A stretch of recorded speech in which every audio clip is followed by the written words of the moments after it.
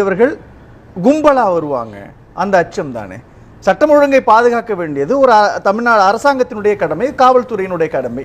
அதை தானே செய்யறாங்க. இதுக்கே அரசியல் சாயம் பூச வேண்டிய அவசியம் எங்கிருந்து வருது? தமிழ்நாட்டில் எல்லா அரசியல் கட்சி தலைவர்களும் இதே கண்டிஷனில் தான் வந்து பார்த்தீங்கன்னா பரப்புரை செஞ்சுட்டு இருக்காங்க சார். இன்னொன்று சார், 4 எருமை மாடு இருந்தால் சட்ட ஒழுங்கு கிடையாது சார். 4 எருமை மாடு அரசியல் கட்சியில் இருந்தால் சட்ட ஒழுங்கு. அரசியல் கட்சி கூட்டம் நடக்கும்போது போலீஸை பாலியல் தீண்டல் செய்கிறாங்க தெரியுமா, அந்த எருமை மாடு இருந்தால் சட்ட ஒழுங்கு பிரச்சனை. பிரியாணி கடையில் போயிட்டு திமுகவுக்கு ஃபோன் பண்ணுறேன்னு சொல்லி பிரியாணி கடையை அடித்து நொறுக்கி மறுநாள் இப்போ மன்னிப்பு கேட்குறாங்க தெரியுமா, அந்த எருமை மாடு இருந்தால் சட்ட ஒழுங்கு பிரச்சனை. பியூட்டி பார்லரில் பூந்து அடித்து நொறுக்குறாங்க தெரியுமா, கந்து வெட்டி கொடுக்கலன்னு சொல்லி, அந்த எருமை மாடு அரசியல் கட்சியில் இருந்தால் சட்ட ஒழுங்கு பிரச்சனை. புரியுதா?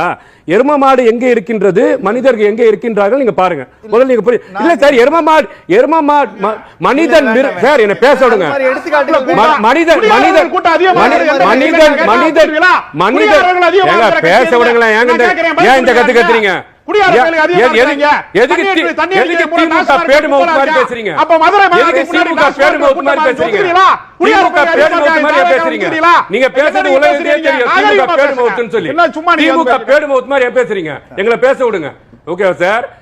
இந்த மனிதன் வந்து மிருகமாக மாறுறான்னு சொல்றாங்க தெரியுமா, அந்த நிகழ்வு. அந்த மாதிரி என்னாச்சு வந்து பாத்தீங்கன்னா விஜய் அவர்களோட மாநாடுல, விஜய் அவர்களோட கூட்டத்துல நடந்ததா சார். இன்னொன்னு பாத்தீங்கன்னா பிரியாணியை போட்டு பீர் பாட்டில் வச்சு கூட்டத்தை கூட்டி ஒரு புரோகிராம் நடத்துறாங்க தெரியுமா, அது இந்த எருமை மாடு சட்ட ஒழுங்கு பிரச்சனை.